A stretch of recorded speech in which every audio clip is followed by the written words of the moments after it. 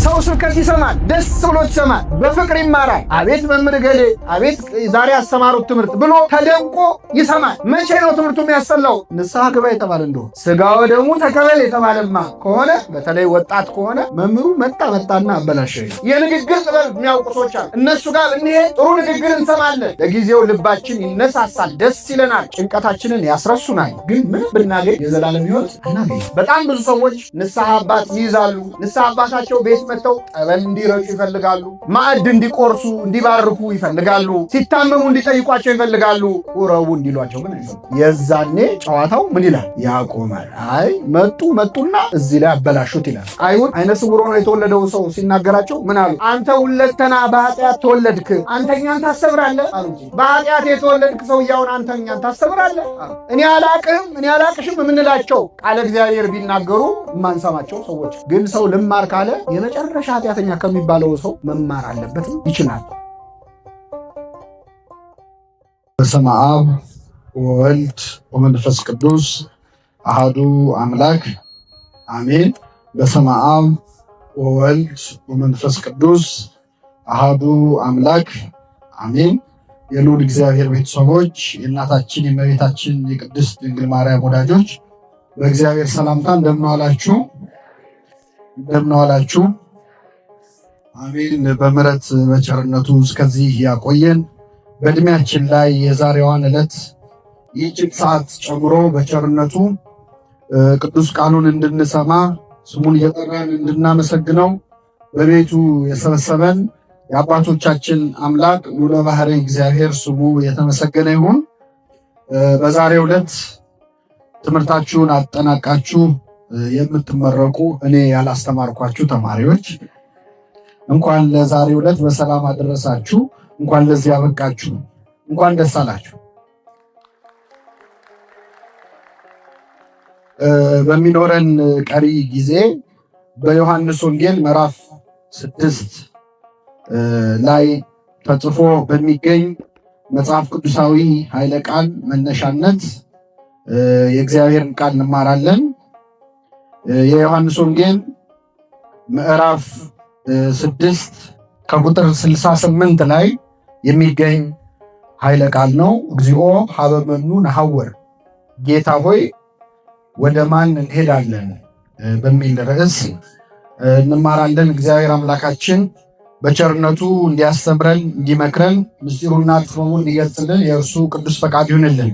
እስቲ ቃሉን አብረን እንበል። ጌታ ሆይ ወደ ማን እንሄዳለን? አንተ የዘላለም ሕይወት ቃል አለ። በዚህ ቃል መነሻነት እንማራለን።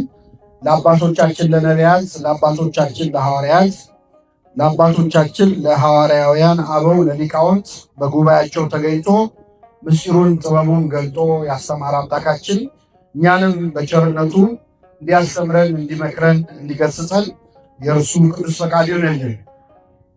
ጌታችን መድኃኒታችን ኢየሱስ ክርስቶስ በዮሐንስ ወንጌል ምዕራፍ 6 ላይ ልክ ዛሬ ተምራችሁ እንደምትመረቁት ተማሪዎች ሲያስተምራቸው የነበሩ በጣም በሺህ የሚቆጠሩ ደቀ መዛሙርቱ ጋር ትንሽ ለየት ያለ ውሎ ውሏል አምላካችን። በዚህ ምዕራፍ ላይ በዮሐንስ ወንጌል ምዕራፍ 6 ክርስቶስን ከወትሮ በተለየ መጠን ሰዎች በጣም ሲፈልጉት የዋሉበት ነው። የዮሐንስ ወንጌል ምዕራፍ 6 ላይ የተጻፈው ታይ ከዚያ ቀድሞ ምዕራፍ 5 ስታነቡ ክርስቶስን ሊገድሉት ይፈልጉ ነበር። በተለይ በሰንበት 38 ዓመት ከተኛበት አልጋ አንድን በሽተኛ ፈውሶ ነበር አይደል ክርስቶስ። እና በዚያ ምክንያት እንዴት በሰንበት አልጋ ታሸክመዋለህ ብለው ሊገድሉት ይፈልጉ ነበረ። በጣም ጥላቻ ሲያሳዩት ነበር። የዮሐንስ ወንጌል ምዕራፍ 5 ላይ ከዚያ በኋላ ደግሞ ምዕራፍ 7 ላይ ስትሄዱ ከ4 ጊዜ በላይ ክርስቶስን ሊገሉት ሲያሳድዱት ነበረ። ድንጋይ ሲያነሱበት ነበር። ክርስቶስ ከመካከላቸው ሲሰወር ነበር። እንዲያውም አያያዛቸውንና የጥላቻቸውን መጠን አይቶ ክርስቶስ ወደ ይሁዳ ወይም ጸሐፍት ፈሪሳውያን ወደሚበዙበት ከተማ ላለመሄድ ወስኖ በገሊላ ብቻ ተወስኖ ሲያስተምር ነበር ይላል። በዮሐንስ ወንጌል ምዕራፍ 7 እና ምዕራፍ 5 ላይ ወደኋላ ወደፊት ስንሄድ ክርስቶስን በጣም ሰዎች ሲጠሉት ነው የምናየው። የዮሐንስ ወንጌል ምዕራፍ 6ን ግን ስታነቁ ሰዎች ክርስቶስን በጣም ወደውት ነበር። ከመቼውም ጊዜ በላይ በጣም ፍቅር አሳይተው ነበር። እንዲያውም በዚያ ምዕራፍ ላይ ክርስቶስን እንዲነግስ ሁሉ አስበው ነበር። ንጉሳችን እሱ መሆን አለበት፣ በቃ አገሪቱን ቢመራ ይሻለናል ብለው ሊያነግሱት ተመካከሩ እና ሊያነግሱት ሲመካከሩ ክርስቶስ ሸሻቸው፣ ወደ ተራራ ጥሏቸው ወጣ ይላል። አንደኛ እሱ የነገሥታት ምንድን ነው? ንጉሥ ነው። እሱን የሚያነግሰው አለ? የለም። አንተ ሁሉን ትሾማለህ፣ አንተን የሚሾምህ የለም ይላል መጽሐፈ መቃብያን። የነገሥታት ንጉሥ የጌቶች ጌታ የሆነውን አምላክ አላወቁምና ማንነቱን ንጉሥ አድርገው ሊሾሙት ሲሉ በእኛ ቤተክርስቲያን የክርስቶስ ስዕል ሲሳል ዘውድ አይደፋም። ልብ ብላችሁ ከሆነ የእመቤታችን ስዕል ላይ እሷ ዘውድ ደፍታለች፣ እሱ ግን ዘውድ ደፍቶ አይሳልም። ለምን? እሱን የሚሾመው ዘውድ የሚደፋለት አለ? የለም። ለሁሉ ዘውድ ይደፋል እንጂ ለእሱ ዘውድ ሊደፋለት የሚችል ማንም የለም። እና ሊያነግሱት ሁሉ ፈልገው ነበር ይላል። ሌላው በጣም የሚገርማችሁ ዮሐንስ ወንጌል ምዕራፍ 6 ላይ ክርስቶስን ፍለጋ በጀልባ ጉዞ ሁሉ አካሂደዋል። አይሁድ ፍለጋ የት ነው ያለው ብለው በጀልባ ተሳፍረው፣ ያው ሌላ ባህር የለም እዚያች የፈረደባት የገሊላ ባህር ላይ ሲፈልጉት ዋሉ ይላል። እና ሲያገኙት ደግሞ መምህር ወይ መቼ መጣ እንደው ብለው በቃ በፍቅር ተቀበሉት። ምን ተገኘ ነው? ምን ተገኘ? ክርስቶስን እንደዛ የሚጠሉት አይሁድ በጣም ለምንድን ነው የወደዱት ካላችሁ፣ በአጭር ቋንቋ ያንን ቀን ጠዋት አሳና እንጀራ አበርክቶ አበልቷቸው። ስለዚህ ጠገቡ፣ በጣም በሉ፣ ጠጡ፣ ደስ አላቸው። ባህር ዳርቻ ላይ ነው ያሉት። 5 ዓሣና 2 እንጀራ ባርኮ በሉ። 12 መሶብ ተረፈ። ያን ጊዜ ሰንበትን አያስከብርም፣ ሰንበት እንዲሻር ያደርጋል፣ ሕግ አይጠብቅም፣ የእግዚአብሔር ልጅ ነኝ ይላል የሚሉት ክሶቻቸውን በሙሉ ትተው እናንግሰው ብለው ተነሱ ይላል። ሰው ለሆዱ ሲሆን እንደዚህ ነው ይላል። ንጉሱንልን ክርስቶስን ፈልገውታል። የፈለጉት ግን ለምናቸው? ለሆዳቸው ነው። እኛ እግዚአብሔርን ለምንድን ነው የምንፈልገው? ለምን ጉዳይ ነው የምንፈልገው? እንድንል የሚያደርግ ነው። ልብ አድርጉ። እና ፈለጉት። ክርስቶስ ወደ ተራራ ሄደ ሊያነግሱት ሲሉ ከዚያ ፈልገውት እስከ ቅፍርናሆም ድረስ በጀልባ ተከታትለው ያለበት ቦታ ደረሱ። ሲያገኙት ወደ እሱ ቀረቡና መምህር ወይ መቼ መጣ አሉት። መቼ ወደዚህ መጣ አሉት። ይህን ጊዜ ጌታችን ምን አለ? የምትፈልጉኝ ስለበላችሁና ስለጠገባችሁ እንጂ ምልክት ስላያችሁ አይደለም ማለት። ምልክት ማለት አመራ መለከተ ነው። በዮሐንስ ወንጌል ክርስቶስ ያደረጋቸውን ተአምራት በማቴዎስ፣ በማርቆስ፣ በሉቃስ ተአምር ይላል። የዮሐንስ ወንጌል ግን ምልክት ይላል። ምን ይላል? ምልክት የሚለው ምልክትነቱ ክርስቶስ የሚያደርጋቸው ተአምራቶች ምልክቶች ናቸው። ለምሳሌ ወደዚህ ደብር ለመግባት በዚህ ጋር ይወስዳል የሚል መንገድ ቀስት ቢኖር ያ ቀስት የሚያሳየው ወደዚህ ደብር ነው አይደል? ክርስቶስ የሚያደርጋቸው ተአምራትም የእግዚአብሔር ልጅ መሆኑን አምላክ መሆኑን ምን የሚሉ ናቸው? የሚጠቁሙ የሚያመለክቱ ናቸው እንጂ ለማስደነቅ አይደለም ክርስቶስ ተአምር የሚሰራው። ስለዚህ ጌታ የእግዚአብሔር ልጅ መሆኔን መሲህ መሆኔን አምናችሁ በምልክቱ አምናችሁበት አይደለም የፈለጋችሁኝ ስለበላችሁና ስለጠገባችሁ ነው። ለሚጠፋ መብል አትስሩ አለ። ዛሬ ተበልቶ መልሶ ለሚርብ ለሚጠፋ መብል አትስሩ፣ ለዘላለም ሕይወት እንጀራ ስሩ እንጂ ለሱ ስሩ እንጂ አላቸው። ይህን ሲላቸው አይሁድ ምን አሉ? የእግዚአብሔርን ስራ እንድናገኝ ወይም እንድንሰራ ምን እናድርግ አሉት። ክርስቶስም መለሰላቸው፣ የእግዚአብሔር ስራ በላከው ታምኑ ዘንድ ነው አለ። በእኔ ብታምኑ እሱ የእግዚአብሔር ስራ ነው፣ ስለዚህ በእኔ እመኑ አላቸው። እመኑ ሲላቸው ምን አሉ? እንድናምንብህ ምን ምልክት ታሳየናለህ? አባቶቻችን ከሰማይ መና ወርዶላቸው በልተዋል እኮ አሉት። ባጭሩ ለእኛም መና ምን በልልን? ብቻ ያቺ ቀን የምግብ ቀን ነች ለአይሁድ አይደለም? መብላትን የፈለጉት መና አውርድልን፣ ከሰማይ መና አውርዶ እኮ መግቧቸዋል በሙሴ ዘመን አሉት። ምን አላቸው ክርስቶስ? ከሰማይ እንጀራ ያወረደላችሁ ሙሴ አይደለም አባቴ ነው፣ ከእግዚአብሔር ዘንድ ነው እንጀራ የሚወርደው። ስለዚህ ያ እንጀራም ደግሞ አሁን የሚወርድላችሁ እንጀራ የዘላለም ሕይወት የሚገኝበት እንጀራ ነው አላቸው። ከሰማይ የወረደ ከእግዚአብሔር ዘንድ የወረደ ሕይወት የሚገኝበትን እንጀራ ፈልጉ አላቸው። ይህን ሲላቸው ጌታ ሆይ ይህንን እንጀራ ለዘወትር ስጠን አሉት። ሲሉት ክርስቶስ መለሰ፣ የሕይወት እንጀራ እኔ ነኝ። በእኔ የሚያምን ለዘላለም አይራብም አይጠማም። ለዓለም የምሰጠው የሕይወት እንጀራ ሥጋዬ ነው አላቸው። የሰው ልጅን ወይም የራሱን ወልደ እጓለ እመሕያው ብሎ ነው ክርስቶስ ራሱን የሚጠራው። የሰው ልጅን ወይም የኔን ሥጋ ካልበላችሁ ደሜን ካልጠጣችሁ በራሳችሁ ሕይወት የላችሁም። ሥጋዬን የሚበላ ደሜን የሚጠጣ እኔ በእርሱ እኖራለሁ እርሱም በእኔ ይኖራል አላቸው። ይህን ጊዜ አይሁድ አጉረመረሙ። ምንድን ነው እያወራ ያለው? ይሄ ሰውዬ ሥጋውን እንድንበላ ሊሰጠን ነው? ቢሰጠን እዚህ ለተሰበሰብነው ሰዎች የእሱ ሥጋ ተቆርሶ ለስንት ሰው ይደርሳል? እንዴት ያለ ዘግናኝ ነገር ነው ብለው ተወያዩ። እነሱ ብቻ አይደሉም፣ 12ቱም ደቀ መዛሙርት ወደ ጌታ ቀረቡና ጌታ ወይ ይሄን ትምህርት ማን ሊሰማው ይችላል? የሚያስጨንቅ ንግግር ነው እኮ እየተናገርክ ያለው። ክርስቶስ ግን ምን አላቸው? እኔም የምነግራችሁ ቃል መንፈስ ነው ሕይወትም ነው። ሥጋ ግን ምንም አይጠቅማችሁም። ሥጋዊ ነገር ባወራችሁ፣ ስለ ሥጋ ምግብ፣ ስለ ሥጋ መጠጥ ብነግራችሁ ምንም አይጠቅማችሁም። የሚጠቅማችሁ የዘላለም ሕይወት ምግብ ስለሆነው ስለ ሥጋዬ ስለ ደሜ ነው አላቸው። ይህን ጊዜ ሕዝቡ አንዳንድ እያሉ እየተነሱ ጌታ ከሚያስተምርበት ቦታ ሄዱ። 12ቱ ደቀ መዛሙርት ብቻ ቀሩ። ብቻውን ቀረ መምህረ ቅዱሳን ኢየሱስ ክርስቶስ። 12ቱን ሐዋርያት ሲቀሩ ክርስቶስ መቼስ ውለታ ይዟቸው የቀሩ እንዳይመስል እናንተስ መሄድ ትፈልጋላችሁ አላቸው። መሄድ ከፈለጋችሁ ሂዱ፣ በግድ አይደለም በውድ ነው ማስከተላችሁ፣ ስለዚህ ሂዱ አላቸው። ይህን ጊዜ ከሐዋርያት መካከል ሁሌም ለጥያቄም ለመልስም ለእምነትም ለክደትም ፈጣን የሆነው ቅዱስ ጴጥሮስ ነው። ቅዱስ ጴጥሮስ ከጌታ አፍ ቀበል አለና ጌታ ሆይ ወደ ማን እንሄዳለን? ወደ ማን እንሄዳለን? አንተ የዘላለም ሕይወት ቃል አለ። እስቲ አንዴ ልበለው፣ ጌታ ሆይ ወደ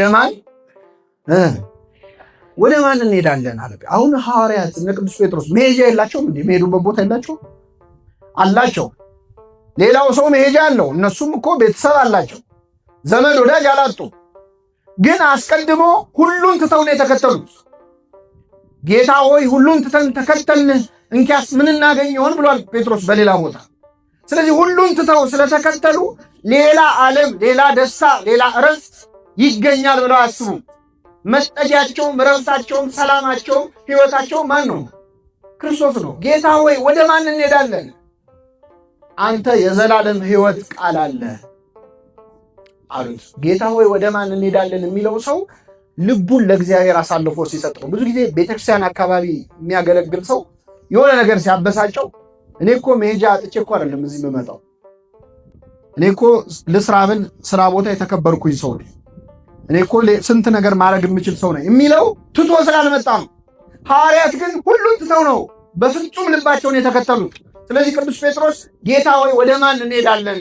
ምን መሄጃ አለን ካንተ ውጪ አለና አንተ የዘላለም ሕይወት ቃል አለ አለ። የምን ቃል አለ? ምንድን ነው የዘላለም ሕይወት ቃል ካላችሁ፣ ሥጋዬን የሚበላ ደሜን የሚጠጣ የዘላለም ሕይወት አለው የሚል ቃል ያለ አንተ ብቻ ነህ። ሌላ ቦታ ልንሄድ እንችላለን። በምንሄድበት ቦታ ግን አንተ ጋር የምናገኘውን አናገኝ። ሌላ ቦታ ሄደን ሀብት ልናገኝ እንችላለን፣ ስልጣን ልናገኝ እንችላለን፣ ሹመት ልናገኝ እንችላለን፣ ክብር ልናገኝ እንችላለን። የዘላለም ሕይወት ግን ልናገኝ አንችልም። ሌላ ቦታ የሌለ አንተ ጋር ብቻ ያለ ነገር አለ፣ እሱም የዘላለም ሕይወት። ለምን መጣን አሁን? ለምን ቤተክርስቲያን እንማራለን? ሌላ ቦታ እኮ በጣም ያማሩ ትምህርት የሚገኝባቸው ብዙ ስልጠና ያለባቸው፣ እዚህ ንፋስ ላይ ከምንሰቃይ በተሻለ ወንበር፣ በተሻለ መስተንግዶ፣ በተሻለ ቀረጻ፣ በተሻለ አለባበስ፣ በምንቾት የሚያስተናግዱን ብዙ ቦታዎች አሉ። ሌላ ቦታ የሌለ ነገር ግን እዚያ አለ። ጌታ ሆይ ወደ ማን እንሄዳለን? አንተ የዘላለም ሕይወት ቃል አለ። ሌላ ቦታ ጥሩ ተናጋሪዎች አሉ። በዚያ ዘመን ሪቶሪክ የተማሩ የግሪክ ፈላስፎች አሉ። አፍ የሚያስከፍቱ የሚያፈዙ ተናጋሪዎች ያሉበት ቦታ፣ የንግግር ጥበብ የሚያውቁ ሰዎች አሉ። እነሱ ጋር ብንሄድ ጥሩ ንግግር እንሰማለን፣ ለጊዜው ልባችን ይነሳሳል፣ ደስ ይለናል፣ ጭንቀታችንን ያስረሱናል። ግን ምን ብናገኝ የዘላለም ሕይወት አናገኝ። ጌታ ሆይ ወደ ማን የሚል ልቡና ለሁላችን ያድለን። ይህንን ርዕስ ያደረኩበት ዋነኛ ምክንያት ስትማሩ ስለከረማችሁ በዚህ ዕለት ጌታ ሆይ ወደ ማን እንሄዳለን? አንተ የዘላለም ሕይወት ቃል አለህ ብሎ ቅዱስ ጴጥሮስ የተናገረው ተማሪዎች የክርስቶስን ትምህርት ጥለው በሄዱበት ሰዓት ነው አይደል? አልተመቸንም ብለው ትምህርትን አልተመቸንም ብለው በቤተክርስቲያን በርህቀትም ብትማሩ ወንበር ተዘርግቶላችሁ ቁጭ ብላችሁ ብትማሩ በየአውደ ምሕረቱ የሚሰጠውን ትምህርት ብንማር በየትኛውም መንገድ ብንማር ለሁላችን የሚሰሩ እግዚአብሔር ቢሆኑ ደስ የሚሰኝባቸው ባይሆኑ የሚያዝንባቸው በጣም ወሳኝ ነጥቦች አሉ። ከነዚህ መካከል የተወሰኑትን ለመማር ነው ይህንን ምዕራፍ የመረጥነው። እንደ ጴጥሮስ ጌታ ሆይ ወደ ማን እንሄዳለን? አንተ ጋር ያለው ቃል የዘላለም ሕይወት ቃል ነው ብሎ ለመረዳት እንዲችል አንድ ክርስቲያን ማድረግ የሌለበት ብዙ ነገር አለ። የመጀመሪያው አሁን ሲያደርጉ እንዳየናቸው ምን አይነት ተማሪዎች ነን ሲባል የመጀመሪያው ነገር ትምህርቱን የምንመርጥ ተማሪዎች መሆን የለብን። ምንመርጥ? ትምህርት የምንመርጥ ማለት መንፈሳዊ ትምህርትን ሰው ሁሉ ይማረዋል ደስ ብሎት፣ ግን ትምህርቱ እንደሚፈልገው ሲሆንና እንደሚፈልገው ሳይሆን የተማሪው አቀባበል አንድ አይነት አለ። በዚህ ላይ ሊማሩ የመጡት ሰዎች ቀኑን ሙሉ ጌታን ሲያሳድዱ የዋሉት ምን እናገኛለን ብለው አይሰማም። ምግብ ፈልገው ክርስቶስ መጨረሻ ላይ ካሁን መና አውርዶ አበላን፣ ትናንት ማታ በልተናል፣ ወይ ቁርስ ወይ ምሳ ዛሬ እሱ ጋር እንበላለን ብለው በጀልባ ሲያሳድዱት ውለው እንጀራን ይሰጠናል ብለው ሲያስቡ የሕይወት እንጀራ እኔ ነኝ፣ ይህ እንጀራ ምኔ ነው አለ፣ ሥጋዬን ብሉ ደሜን ጠጡ ብሏቸው አረፉ። ይህን ጊዜ ትምህርቱ አልተመቻቸው። ትምህርቱ እንደሚፈልጉት አልሆነም። የሚፈልጉትን ነው እንጂ መማር የፈለጉት የሚያስፈልጋቸውን አይደለም። ክርስቶስ ያስተማረው የሚፈልጉትን ሳይሆን ምንም ይላቸው ነው። የሚያስፈልጋቸው የማን ሥጋና ደም? የክርስቶስ። የመጀመሪያው እንደ ተማሪ በጣም ብዙ ዋጋ እየከፈልን ያለ ነው። ቤተ ክርስቲያናችን የምታስተምረን ትምህርት እኛ መማር የምንፈልገው አይነት እንዲሆን እንፈልጋለን። ክርስቶስ ሊቀ ካህናት ነው። በአጠገቦቻችን ንስሐ አባቶቻችን አሉ። ልክ ጌታ ጋር የተማሩ ሰዎች ክርስቶስ ምግብ እንዲያበላቸው ብቻ እንደፈለጉት በጣም ብዙ ሰዎች ንስሐ አባት ይይዛሉ። ንስሐ አባታቸው ቤት መጥተው ጠበል እንዲረጩ ይፈልጋሉ። ማዕድ እንዲቆርሱ እንዲባርኩ ይፈልጋሉ። ሲታመሙ እንዲጠይቋቸው ይፈልጋሉ። ቁረቡ እንዲሏቸው ግን አይፈልጉም። የዛኔ ጨዋታው ምን ይላል? ያቆማል። አይ መጡና እዚህ ላይ አበላሹት ይላል። ሰው ስብከት ይሰማል፣ ደስ ብሎት ይሰማል፣ በፍቅር ይማራል። አቤት መምህር ገሌ፣ አቤት ዛሬ ያስተማሩት ትምህርት ብሎ ተደንቆ ይሰማል። መቼ ነው ትምህርቱ የሚያስጠላው? ንስሐ ግባ የተባለ እንደሆነ ሥጋ ወደሙ ተቀበል የተባለማ ከሆነ በተለይ ወጣት ከሆነ መምህሩ መጣና አበላሸው ይላል። አንድ ጊዜ ዱባይ የሚባል ሀገር ቅዳሴ እንግዲህ በጣም ደስ የሚለው አረብ ሀገር ሲባል እኛ የምናስበውና እውነታ መሬት ላይ ያለው ነገር በጣም ይለያያልና ቅዳሴ ሲቀደስ መቅደሱ ውስጥ ያስቀደሰው በሙሉ ይቆርባል። በሙሉ ነው የሚቆርበው። እና ሰው ሁሉ ሲቆርብ አንድ ልጅ ለበዓል መጥቶ እዛ ቆሞ ሲያይ ሰው ሁሉ ሲሄድ እኔም ልቁረብ ብሎ ተሰልፎ ተከትሎ ቆረበ። ቁርባን መሆኑን ራሱ አላወቅም። ከዛ ሲወጣ ቆራቢዎች በዚህ ጋር ሲባል አይኔ ቆራቢ አይደለሁም ማለትና ወደዛ ሄደ። ከዛ ሲሄድ እንዴ አረ ቅድም ተቀብለሃልና አሉት። ቁርባን ነው እንዴ አሉ። ወይኔ እናቴ አለ። ብዙ ነገር ሳለ አለ። አሁን ለዚህ ሰውዬ ሥጋው ደግሞ መቀበል ማለት ሞት ነው።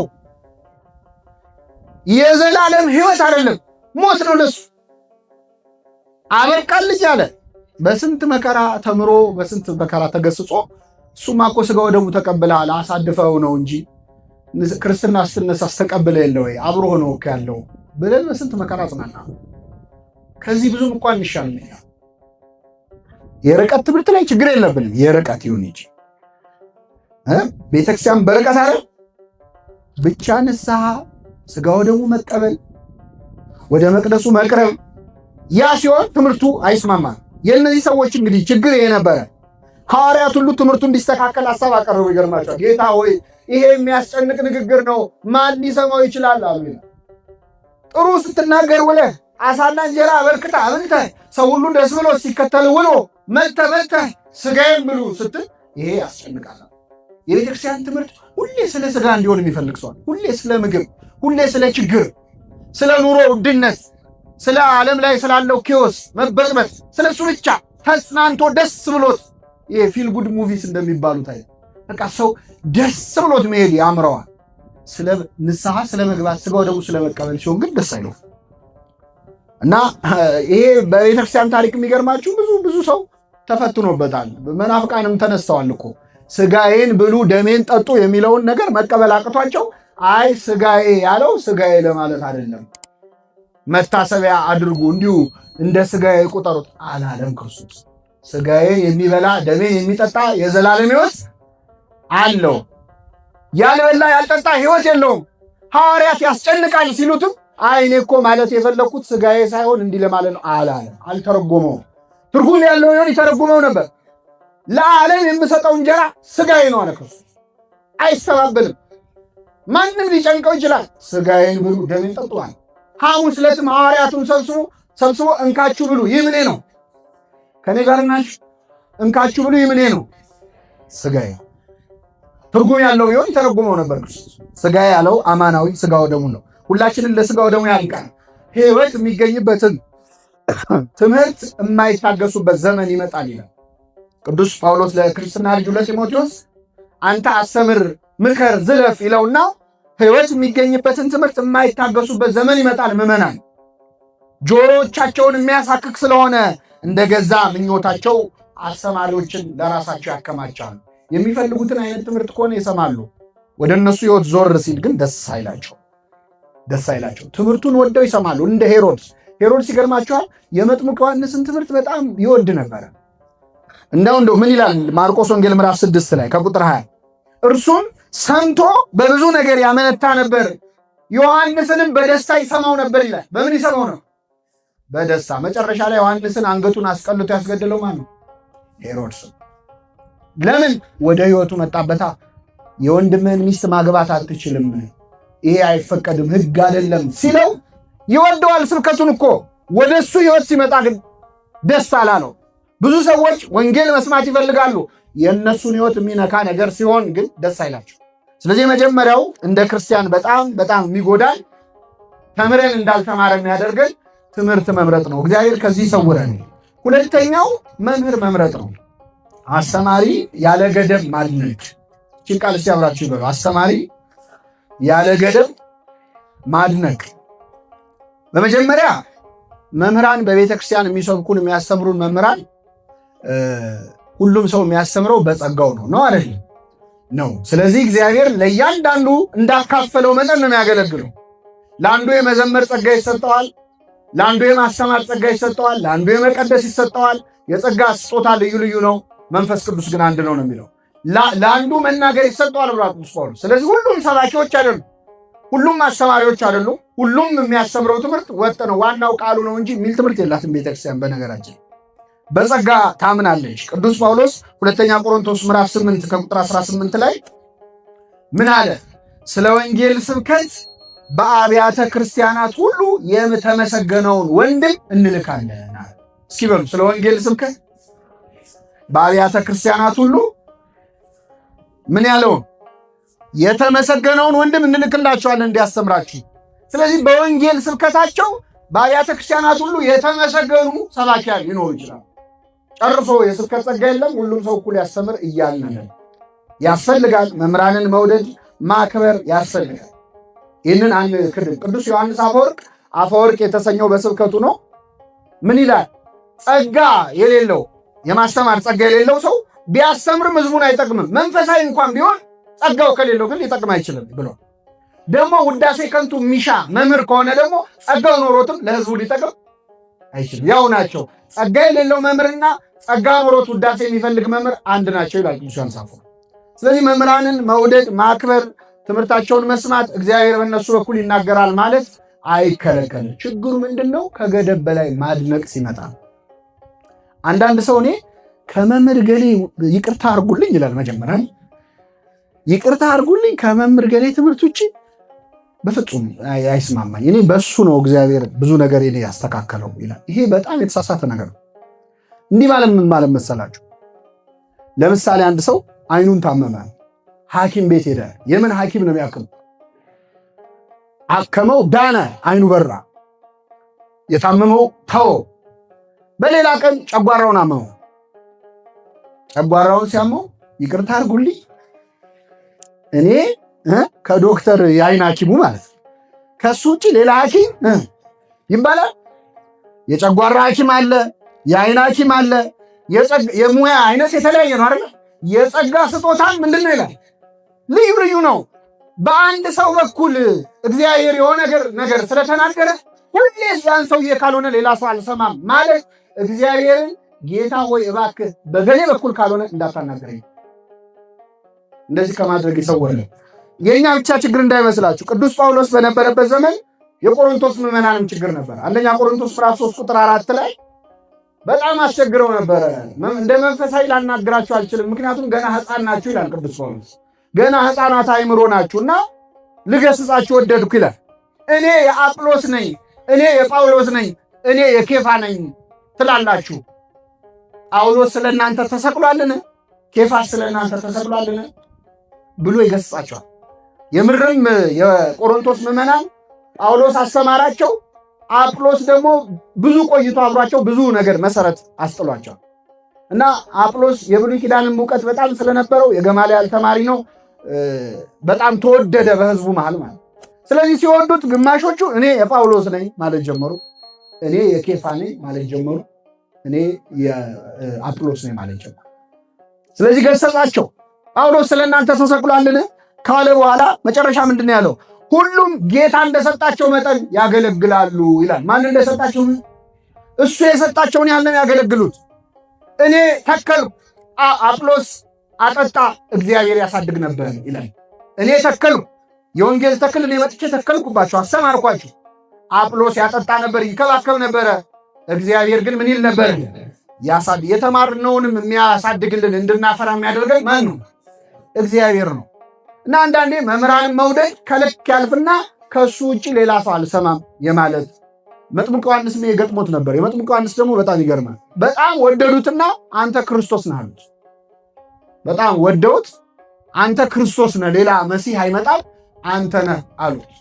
መሰከረ፣ አልካደምም ይላል። መሰከረ፣ አልካደ። እኔ ክርስቶስ አይደለሁም ብያቸዋለሁ። ከእኔ በኋላ የሚመጣው እኔ በውሃ ነው የማጠምቀው፣ እሱ በእሳትና በውሃ በመንፈስ ያጠምቃቸዋል ካለ በኋላ ተጎንብሼ የጫማውን ጠፍር እፈታ ዘንድ ምን አይለኝም፣ አይገባኝም። እኔ እንኳን እሱን ልሆን እኔ ክርስቶስን ልሆን። እንደውም ወንጌላውያኑ ተከፋፍለው ነው የጻፉት። አንደኛ ወንጌል ላይ ምን ይላል? የጫማውን ጠፍር እፈታ ዘንድ ይላል። ሌላኛው ወንጌል ምን ይላል? ተጎንብሼ የጫማውን ጠፍር እፈታ ዘንድ ይላል። ሌላኛው ወንጌል ደግሞ ጫማውን እሸከም ዘንድ ይላል። ወንጌላውያኑ ተከፋፍለው የጻፉት የዮሐንስን ትሕትና ነው። የአንድን ሰው ጫማ ለመሸከም እኔ ከቆምኩበት መጀመሪያ ምንድነው ማድረግ ያለ? መልሱልኝ። ማጎንበስ። ከዛስ ጫማውን ምን ማድረግ? ከዛስ መሸከም። አውልቄ መሸከም አይደል? ስለዚህ ዮሐንስ የክርስቶስን ጫማ መሸከም አይገባኝም ሊል ፈለገና፣ ኧረ የምን መሸከም?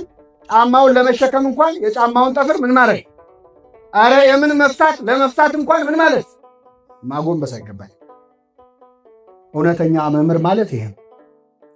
እንደው አንድ ጊዜ ተበሳጩና የመጥምቁ ዮሐንስ ተማሪዎች ክርስቶስን ከሰሱት ይላል። የክርስቶስ ተማሪዎች እየበዙ የዮሐንስ ተማሪዎች እያነሱ መጡ። ሲመጡ ምን አሉት?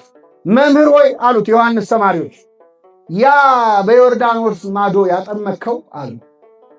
ያ የሚሉት ማን ነው?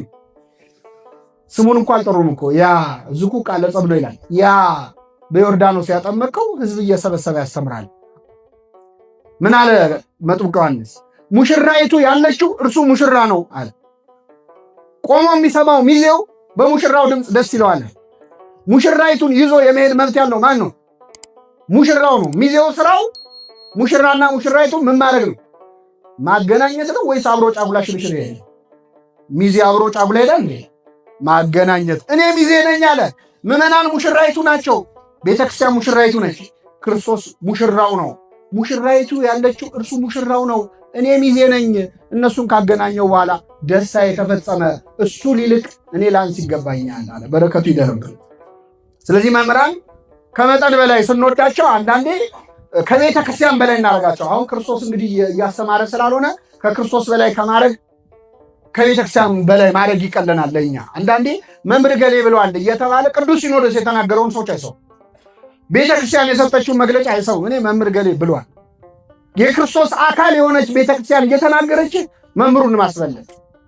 እስከ አምልኮም የገቡ ነበሩ። ሐዋርያት አንድ ቦታ ሄደው አስተማሩ። በጣም ሲያስተምሩ ታምር ሲፈጽሙ ህዝቡ ደስ አለውና ድስት አቀረበላቸው። ምን ሊያደርግ? መስዋዕት ሊሰዋ ለነሱ። ሐዋርያት ሮጠው አመለጡ ይላል። ወደ እግዚአብሔር ዞር ትሉ ዘንድ እንለምናችኋለን አሉ። ወደ ማን ዞር ትሉ ዘንድ? እኛን ትታችሁ ወደ እሱ ዞር በሉ ተውን እስኪሉ ድረስ ነው። እና እጅግም ጻድቃቱን እጅግም ደግሞ ኃጢአቱን እንደሚለው ጠቢቡ ሰሎሞን ከመጠን በላይ መምህራንን መውደድና ከልክ በላይ ከነሱ ውጭ ማንም አያስተምረኝም ማለት እጅግ በጣም በጣም እግዚአብሔርን የሚያሳዝን ነው። እንደዚህ ከመሆን ይሰውረን። ባይሆን መምህራንን መውደዳችን የሚታየው ትምህርታቸውን በመፈጸም ነው፣ ያስተማሩትን በማድረግ። ቅዱስ ዮሐንስ አፈወርቅ ሲያስተምር ህዝቡ ያጨበጭባል። ልክ ትምህርቱን ሲጨርስ ያጨበጭብለታል። ከዛ በሌላ ቀን መጣና ምን አላቸው? ከምታጨበጭቡልኝ የተማራችሁትን ሂዱና በህይወት ኑሩት፣ ፈጽሙት። ያን ጊዜ ነው ደስ የሚለኝ አላቸው። ይህን አስተምሮ ሲጨርስም አጨበጨቡለት። አይሰሙ እና በእውነት መምህራንን ከእግዚአብሔር በላይ ከቤተ ክርስቲያን በላይ ከፍ አድርጎ ከማየት እግዚአብሔር በቸርነቱ ይሰውራል። ምን ልናደርጋቸው ነው የተናገረው ራሱ ቅዱስ ጳውሎስ ዕብራውያን ምዕራፍ 13 ከቁጥር 1 ላይ ተዘከሩ መኳንንቲክሙ ዘነገሩክሙ ቃለ እግዚአብሔር፣ የእግዚአብሔርን ቃል የነገሯችሁን ዋኖቻችሁን አስቡ። በምን? በጸሎት ነው። በጸሎት አስቧቸው። የሚያስተምሯችሁን ሰዎች በጸሎት አስቧቸው።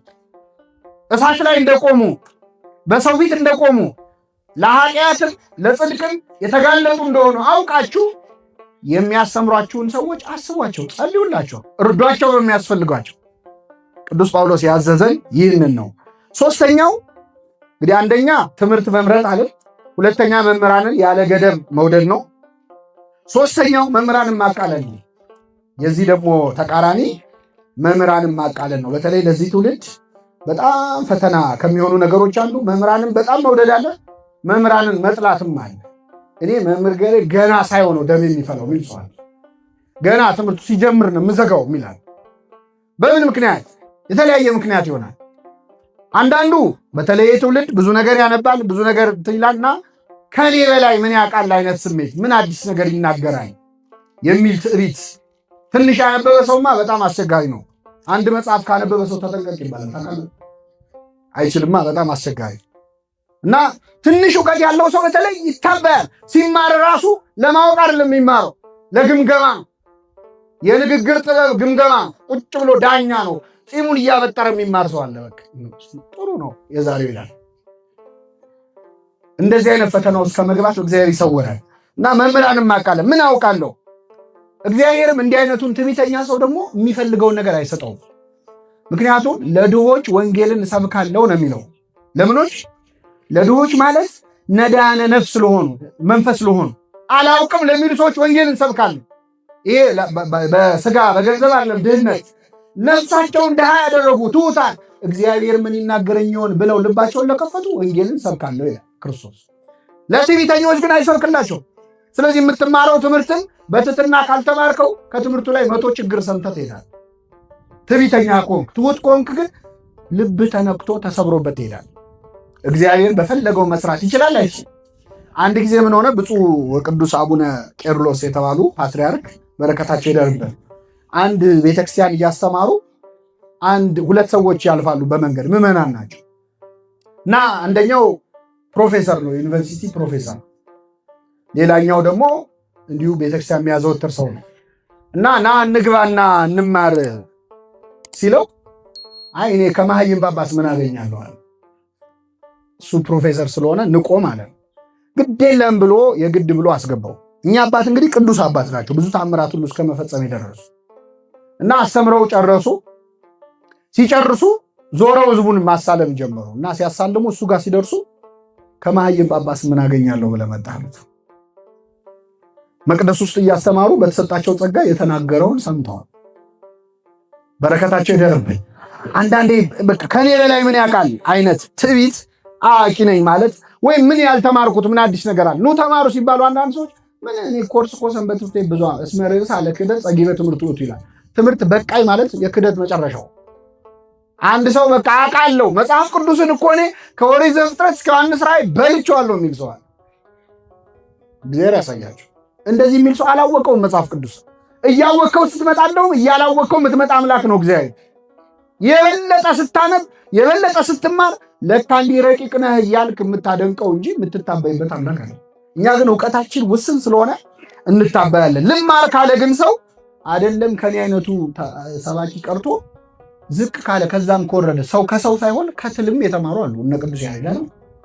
ቅዱስ ያሬድ ሰባቴ ስትወጣ ስትወርድ አይቶ የተማረው ከምንድን ነው? ከትል። አሁን እኛ ምን እንማራለን? ከትል። በእርግጠኝነት በሆነ ነገር ወደታች አውርደ ጭፍልቅ ምንድነው 10 የምትመላለስብኝ ነው የምትለው። እሱ ግን ተማረ። ልብ ላለው ሰው ከትል ይማራል ለካ። በለዓም የተማረው ከአህያ ነው። ከአህያ እግዚአብሔር ያሳየ። እንዲሁም ተናግራ ማታውቅ አህያ እግዚአብሔር አናገራ። ምን ይላል ቅዱስ ጴጥሮስ ይህን ሲናገር? ቃል የሌለው አህያ በሰው ቃል ተናግሮ የነቢዩን እብደት አገደ።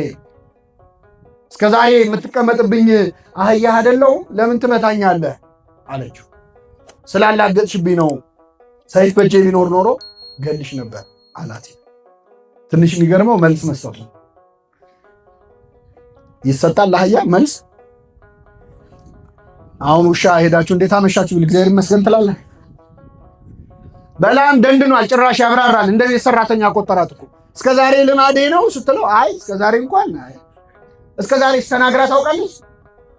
አታውቅም። እንዲህ ልብ ሲደፈን እንደዚህ ነው። ግን እግዚአብሔር ልናገርህ ካለ አህያንም ይጠቀማል፣ ትልንም ይጠቀማል። አይደለም ያንተ አይነቱን ሰው በአርአያ ሥላሴ የተፈጠረው ሰው። ስለዚህ ማንም ቢያስተምር ያስተምረኛል የምንልበትና እግዚአብሔር ያድነን። በእውቀት በእድሜ ከኛ ያነሰን ሰው መምህር ሊያደርገው ይችላል። ኢየሉጣን ለሰማዕትነት ያበቃት የ3 ዓመቱ ሕፃን ማን ነው? ቂርቆስ ነው። ሕፃን ነው። ሕፃኑን ያናግራል። ቅዱስ ያዕቆብ ዘስሩግ ሕፃን ሆኖ ነው የሰበከው። ቅዳሴ ላይ ሮጦ ገባ። ቁርባን ላይ ሮጦ ሲገባ ጳጳሱ እየቀደሰ ነበረ። ሲያየው ሕፃኑን ተዉት መንፈስ ቅዱስ ጠርቶት ነው ብሎ በጽዋው ደሙን አቀበለው። ከዛ ልክ ሲጠጣ አንሰ እፈርህ ሰለስተ ግብራተ 3 ነገር ያስፈራኛል አለ ሕፃኑ። ስንት ነገር ያስፈራኝ? አንደኛው ነፍሴ ከስጋ የምትለይበትን ቀን ሳስብ እፈራለዋል። ሁለተኛው በእግዚአብሔር ዙፋን ፊት ለፍርድ የምቆምበትን ቀን ሳስብ እፈራለሁ። ሁለተኛው። ሶስተኛው ወደ ሲኦል ወርድ ይሆን ወደ ገነት ገባ ይሆን በግራ ቆም ይሆን በቀኝ ቆም ይሆን የሚለውን ሳስብ እፈራለሁ። 3ቱ ነገር ያስፈራኛል አለ ሕፃኑ ያዕቆብ። ካህናቱ አለቀሱ። እግዚአብሔር በዚህ ሕፃን አድሮ ገሰጸን አሉ። ልማር ላለ ሰው ምንም እውቀት የሌለውን ሰው ተጠቅሞ እግዚአብሔር ማስተማር ይችላል አይችልም? እግዚአብሔር ሁላችንም በቸርነቱ ያስተምራል።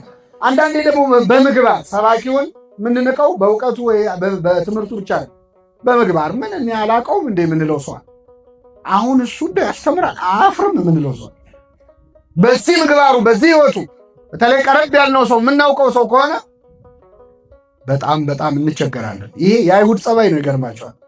አይሁድ አይነ ስውር ሆኖ የተወለደው ሰው ሲናገራቸው ምን አሉ? አንተ ሁለንተና በኃጢአት ተወለድክ፣ አንተኛን ታስተምራለህ አሉ እንጂ በኃጢአት የተወለድክ ሰውዬውን አንተኛን ታስተምራለህ አሉ። እኔ አላቅሽም የምንላቸው ቃለ እግዚአብሔር ቢናገሩ የማንሰማቸው ሰዎች ግን ሰው ልማር ካለ የመጨረሻ ኃጢአተኛ ከሚባለው ሰው መማር አለበትም ይችላል። አባ እንጦንስ ወደ ገዳም የገባው አንዲት ሴተኛ ዳሪ ነግረው ነው። ይገርማቸው። ምን ነግረው? ሴተኛ ዳሪ ገላዋን ስትታጠብ አያት። ከዛ እንደ አንቺ መነኩሴ እዚህ መነኩሴ መሆኔን እያየሽ እዚህ እየጸለይኩ መተሽ እዚህ ትታጠቢያለሽ አላት። ዞረችና መነኩሴ ከሆንክ ገዳም አትሄድም አለች። በጣም ልቡን ነክቶት ደረቱን እየደቃ እውነቷን እኮ ነው መነኩሴ ከሆንክ ገዳም ግባ አለችኝ እኮ ብሎ ወደ ምድረ በዳ ሸሸ። ምንኩስና በሱ ተጀመረ። አሁን እኛ ብንወልድ አንቺ ደግሞ ስለ ገዳም ታወራለሽ፣ አታፍሪም? ምን እንደምትሰሪ ማላቅ መሰለሽ? ለምንድን ነው በዝሙት ነው የምትደራደረው? ስለ ድንግልና ሕይወት አንቺ ምን አገባሽ? ስለ ንጽህና ደግሞ ለእኔ ልትነግሪኝ ነው አላለም። የእሷን ምግባር አይደለም ያየው፣ የራሱን ድክመት። ቅዱስ ኤፍሬም ሶርያዊ ሶርያ ከተማ ውስጥ ሲገባ አንዲት ሴት እርቃኗን ሆና እየዘፈነች እየደነሰች ሰው ከቦ ያጨበጭባል። በጣም ሰው ደስ ብሎት ቅዱስ ኤፍሬም አይቶ አለቀሰ። ምን ሆነን ያለቀስከው አሉት። ይቺ ሴት ታዳሚዎቿን ያስደሰተችውን ያህል እኔ ፈጣሪን አስደስቼው አላውቅም። እግዚአብሔር ያሳያችሁ። ይማራሉ ከማንም። እኛ ሰውየው መርምረን የንጽህና ሰርተፊኬት እስክናገኝ እንጠባበቃለን። ከዘማዊው ካመንዝራው ይማራሉ አባቶቻችን፣ ተምረው ቅድስና ደርሰዋል። ይሄው አባት ቅዱስ ኤፍሬም አንድ ቀን ደግሞ አንዲት ሴት አፍጣ ታየዋለች። በጣም ስታየው አፈረና አጎነበሰ። መልሶ ሲያያት ታየዋለች። መጨረሻ ላይ አለቅ ስትለው አንቺ አታፍሪም እንዲህ አላት። ምንድን ነው የምታይኝ አላት። አይ እኔ የተፈጠርኩት ከወንድ ነው፣ አንተ የተፈጠርከው ከመሬት ነው። ወንድ የተፈጠረው ከምንድን ነው?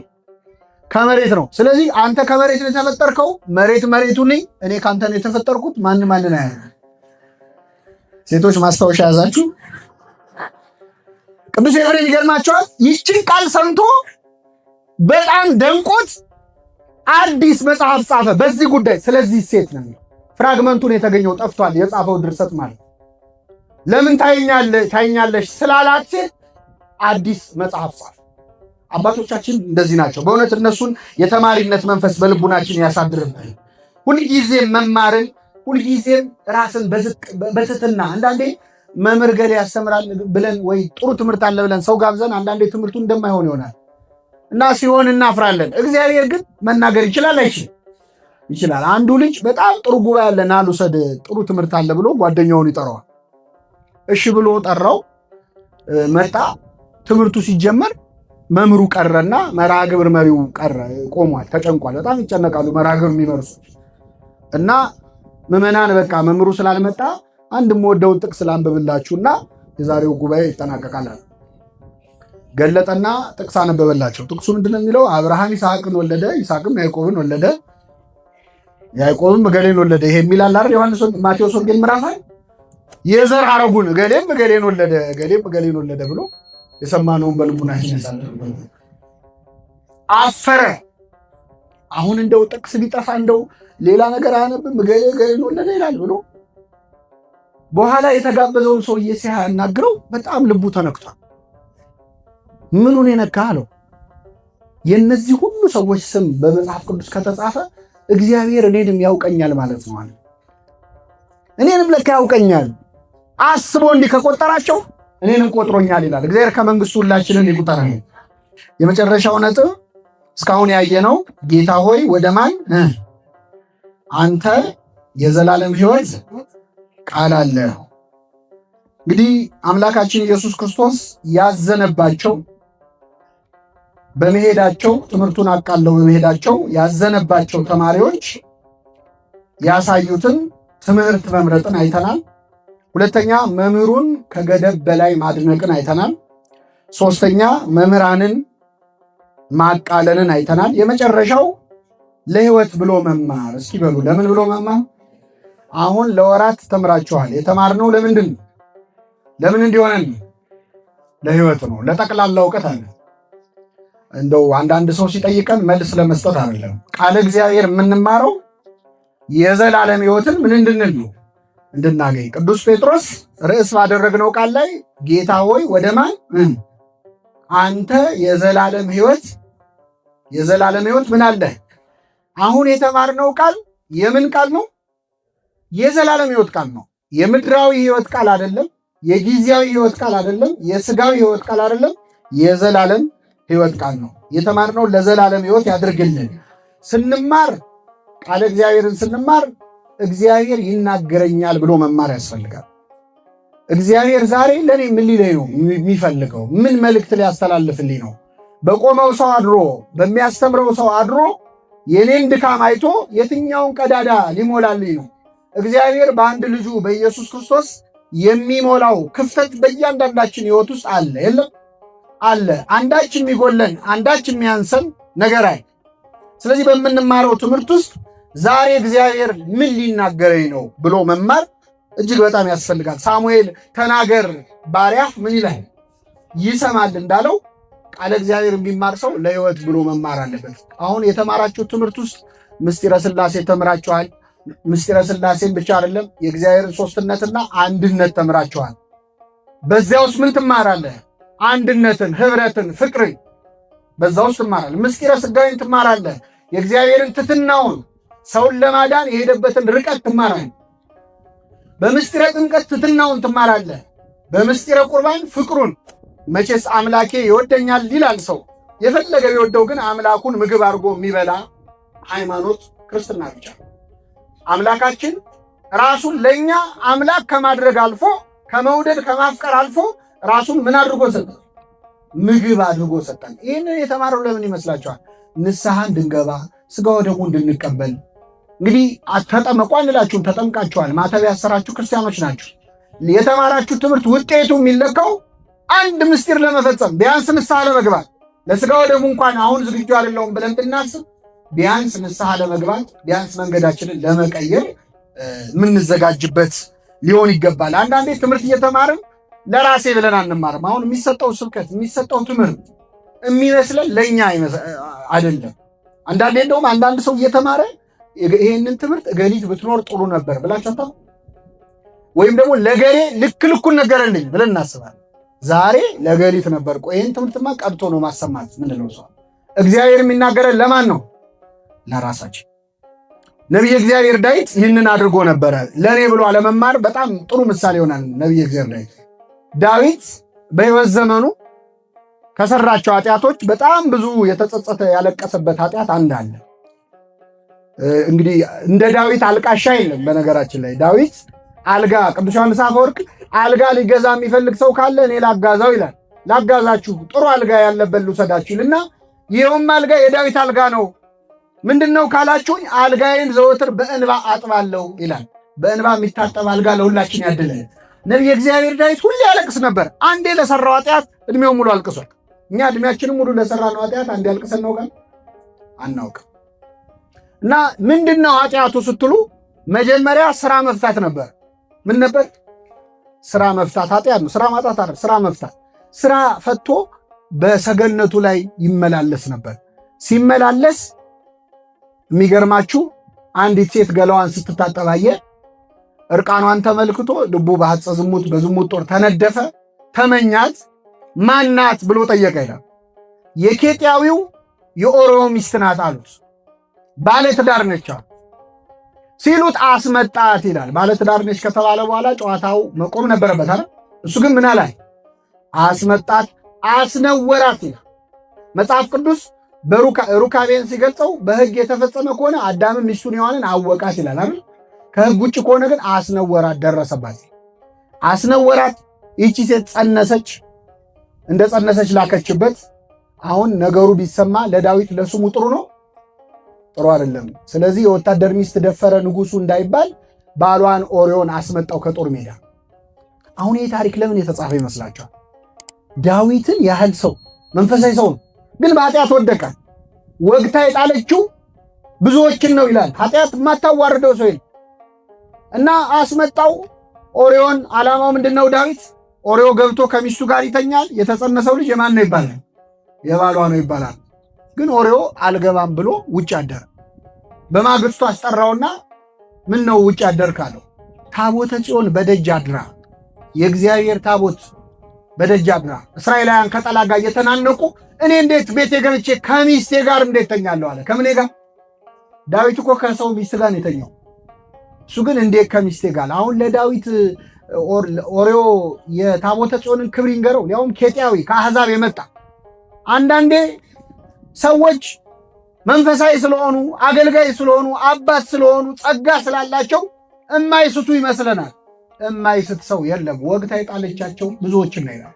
እኔ አምኜው ነበር አምኛቸው ነበር፣ እሱ እኮ ሲዘምር፣ እሱ እኮ ሲሰብክ፣ እሳቸው እኮ ሲፈውሱ ብሎ ነገር ቢፈውስ ከዳዊት በላይ ይፈውሳል። ሀብተ ፈውስ አለው፣ ሀብተ ትንቢት አለው፣ ሀብተ ዝማሬ አለው፣ ሀብተ በገና አለው። ጸጋ ሞልቶለታል። ጸጋ ግን ከኃጢአት አይከለክልም። እና ጭራሽ ነገረው፣ እንዴት ታቦተ ጽዮን በደጅ አድራለው። ድጋሚ አበላው፣ አጠጣው። ገብቶ ከሚስቱ ጋር እንዲተኛ ነበር። እሱ ግን ውጭ አደረ። ምን ነው ሲለው አይ ታቦተ ጽዮን በደጅ አድራል። አንተ አትሰማም አለና ደብዳቤ አስይዞ ላከው። ይገደል የሚል ደብዳቤ ነበር። ወስዶ ሰጠ። ልክ እንደ ክርስቶስ መስቀል ተሸክሞ እንደሄደው የሞቱን ደብዳቤ እንደ ባህራን እንደ ይስሐቅ ወስዶ ሰጠ። ሲሰጥ እያዘነ ጦር መሪው ኤልያብ ወሰደና ለወታደሮቹ ትእዛዝ ሰጣቸው። ኦሪዮን ይዛችሁ ሂዱና ተዋጉ አላቸው። ውጊያ ላይ ልክ ጠላት ግር ብሎ ሲመጣ ጥላችሁት ሽሹ አላቸው። እሺ አሉ። የንጉሥ ትእዛዝ ነው። ጓደኛቸው ኦሪዮ አብሮ ሲሄድ ጠላት ሲመጣ ግር ብሎ ሲመጣ ጥለውት ሄዱ። ብቻውን ታቦተ ጽዮንን ጥላችሁ ወዴት ነው የምትሄዱት እያለ እየለፈለፈ ተደብድቦ ሞተ። ይሄ ሲሆን በሰማይ ሆኖ ማን ይመለከታል? እግዚአብሔር። ነቢዩ ናታን በፈረስ ላይ ሆኖ ወደ ዳዊት መጣ። ንጉሥ ሆይ በአገር ትልቅ በደል ተፈጽሟል። ነቢያት በፈረስ ላይ ከመጡ ችግር አለ፣ በአህያ ላይ ከመጡ ሰላም ነው። ችግር ተፈጽሟል በአገር አለው። ምንድን ነው አለው? አንድ ሰው ነበረ፣ ብዙ በጎች ያሉት ባለ ሀብት ነበረ። ከጎረቤቱ ደግሞ አንዲት በግ ያለችው ድሃ ሰውዬ ነበረ እና ይሄ ድሃ ሰው ወደ ሩቅ አገር ሊሄድ ሲል ለዚህ ለባለጸጋው እችን በግ አደራ ያዝልኝ ብሎ ሰጠውና ወደ ሩቅ አገር ሄደ። ይሄ ሰውዬ ብዙ በጎች ያሉት ሰው የዚህን ጎረቤቱን የድሃውን በግ ከወሰደ በኋላ ድንገት እንግዳ መጣበት። እንግዳ ሲመጣበት እችን አንዲት በግ ከበጎቹ ላለማረድ ሳስቶ አንዲቱን በግ አረደበት እና እንግዳ አስተናገደበት። ምን ይመስላል ንጉሶ ያለው። ዳዊት አዘነ። ይሄ ሰውዬ ምናምንቴ ነው አለ። ስለ አንድ ፈንታ 4 እጥፍ ይመልሳል። ስንት እጥፍ? ወንጉስ ፈታይ ከበርስካ ንጉሶ የፈረድከው በራስ ላይ ነው። ብዙ በጎች አሉት የተባልከው አንተ ነህ። አንድ በግ አለ የተባለው ኦሪዮ ነው። እንግዳ መጣብህ የተባለው ፍትወት ነው፣ ጊዜያዊ ምኞት ነው። እግዚአብሔር ባይፈቅደውም ዳዊት ብዙ ሚስቶች ነበሩት እና ይህ ፈቃድህ ሲመጣብህ ከሚስቶች ጋር ልታሳልፍ ስትችል አምኖ ጥሎ ለሄደውን አንዲት በግ ሚስቱን ቀማኸው፣ እሱንም ማስገደልከው። ያ ሰው አንተ ነህ አለው። ያ ሰው ማነህ? አንተ ነህ። ይህ ማለት ምን መሰላችሁ? የምንሰማው ስብከት ውስጥ ያ ሰው እኔ ነኝ ብሎ መስማት ያስፈልጋል። ዳዊት በሌላ ታሪክ ተደርጎ የተነገረው የማ ታሪክ ነው? የራሱ ነው። እሱ ግን ወይ ጉድ እንደው ምን አይነት ነገር ነው ይላል። ይሄ ማለት እኛ ነው።